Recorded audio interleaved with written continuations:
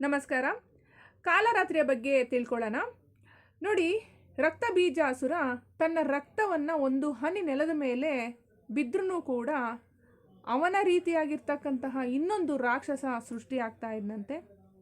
ಹಾಗಾಗಿ ಸಾಕ್ಷಾತ್ ದುರ್ಗೆ ಈ ಅವತಾರವನ್ನು ಎತ್ತಿ ಕತ್ತೆ ವಾಹನ, ಕತ್ತೆಯ ಮೇಲೆ ಆ ವಾಹನದ ಸಮೇತವಾಗಿ ಬಂದು ಈ ಒಂದು ಕಾಲರಾತ್ರಿಯ ಸಮಯದಲ್ಲಿ, ಅಂದರೆ ಅಂಧಕಾರದಲ್ಲಿ ಮುಳುಗಿರ್ತಕ್ಕಂತಹ ಒಂದು ಪ್ರಕೃತಿ ಆಗಿರ್ಬೋದು, ದೇವಾಂದೇತರ ಆಗಿರ್ಬೋದು, ಪ್ರತಿಯೊಂದನ್ನೂ ಕೂಡ ಬೆಳಕಿನೆಡೆಗೆ ತೆಗೆದುಕೊಂಡು ಹೋಗಬೇಕು ಅಂತೇಳಿ ಈ ಅವತಾರವನ್ನು ಎತ್ತಿದ್ದು.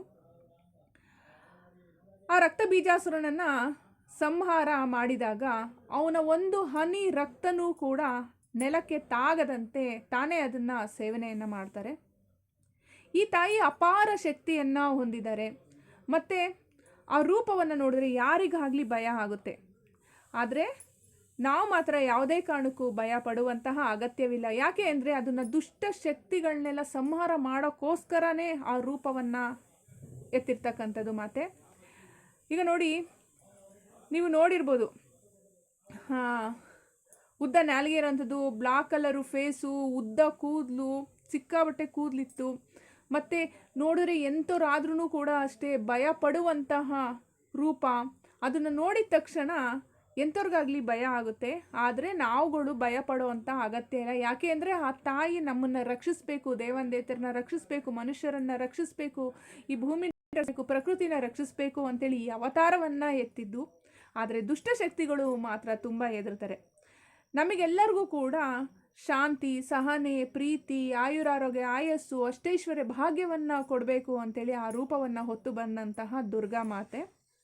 ಆದರೆ ದುಷ್ಟಶಕ್ತಿಗಳು ಪರಯಂತ್ರ, ಪರತಂತ್ರ, ಪರಮಂತ್ರ, ಪರಬಲಿ, ಪರಕೃತ್ರಿಮ ದೋಷ, ಶಾಪ, ಮಾಟ, ಮಂತ್ರ, ತಂತ್ರ, ಬಾನಮತಿ ಪ್ರಯೋಗ ಇವನ್ನೆಲ್ಲ ನಿವಾರಣೆ ಮಾಡಬೇಕು ಅಂತೇಳಿ ಆ ಒಂದು ವಿಕೃತವಾಗಿರ್ತಕ್ಕಂಥ ರೂಪವನ್ನು ತಾಳಿರೋ ಅಂಥದ್ದು.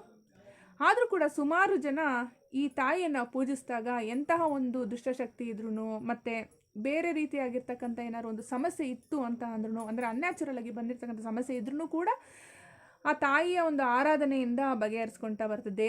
ದೇವತೆರಿಗೇ ಆ ತಾಯಿ ಇಂತಹ ಒಂದು ಸಮಸ್ಯೆಯನ್ನು ಬಗೆಹರಿಸಿ ಕತ್ಲಾಗಿರ್ತಕ್ಕಂಥ ಬಾಳಲ್ಲಿ ಬೆಳಕನ್ನು ತಂದುಕೊಟ್ರು ಅಂದರೆ ನಾವು ಮನುಷ್ಯರು, ನಮಗೂ ಕೂಡ ಅಷ್ಟೇ ಒಂದು ಬೆಳಕಿನ ದಾರಿಯನ್ನು ತೋರಿಸ್ತಾರೆ. ಆ ದಾರಿಯಲ್ಲಿ ನಡೆದುಕೊಂಡು ಹೋಗುವಂತಹ ಧರ್ಮ ನಮ್ಮದಾಗಿರುತ್ತೆ. ಆದರೆ ಧರ್ಮದ ದಾರಿಯಲ್ಲಿ ನಡಿಬೇಕು.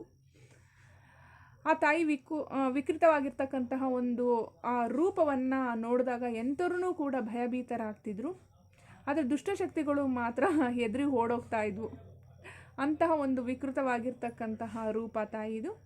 ಕತ್ತೆಯ ಮೇಲೆ ಸವಾರಿ ಮಾಡ್ಕೊಂಡು ಬಂದು, ಕತ್ತೆ ಆ ತಾಯಿಯ ವಾಹನ. ಆ ರೂಪವನ್ನು ಹೊತ್ತಂತಹ ಆ ತಾಯಿ ಕೊನೆಗೆ ಒಂದು ಹನಿ ರಕ್ತನೂ ಕೂಡ ನೆಲದ ಮೇಲೆ ಸೋಸದಂತೆ ರಕ್ತ ಬೀಜಾಸುರನನ್ನು ಸಂಹಾರ ಮಾಡಿದ್ರು. ಇದು ಈ ತಾಯಿಯ ಮಹಿಮೆ. ಈ ಸಮಯದಲ್ಲೆಲ್ಲ ನಾವು ದಿನಕ್ಕೊಂದೊಂದು ಆ ತಾಯಿಯ ಅವತಾರವನ್ನು ನೋಡ್ತಿದ್ದೀವಿ, ಶಕ್ತಿ ಸಾಮರ್ಥ್ಯವನ್ನು ನೋಡ್ತಾ ಇದ್ದೀವಿ. ಒಂದೊಂದು ಅವತಾರದಲ್ಲಿ ಯಾವ್ಯಾವ ರೀತಿಯಾಗಿ ನಮ್ಮನ್ನು ಕಾಪಾಡ್ಕೊಂಡ್ಬಂದರು, ನಮ್ಮನ್ನು ಹೇಗೆ ರಕ್ಷಣೆ ಮಾಡ್ತಾ ಇದ್ದಾರೆ ಅಂತೇಳ್ಬಿಟ್ಟು ತಿಳ್ಕೊತಾ ಇದ್ದೀವಲ್ವ. ನೋಡಿದ್ರಲ್ಲ, ಇವತ್ತಿನ ಈ ವಿಡಿಯೋ ಇಷ್ಟ ಆದರೆ ಲೈಕ್ ಮಾಡಿ. ಇನ್ನಷ್ಟು ವೀಡಿಯೋಸ್ಗಳು ನೋಡಬೇಕು ಅಂದರೆ ಸಬ್ಸ್ಕ್ರೈಬ್ ಮಾಡ್ಕೊಳ್ಳಿ. ನೆಕ್ಸ್ಟ್ ಇನ್ನೊಂದು ಒಳ್ಳೆಯ ವಿಡಿಯೋದೊಂದಿಗೆ ಭೇಟಿಯಾಗೋಣ. ನಮಸ್ಕಾರ.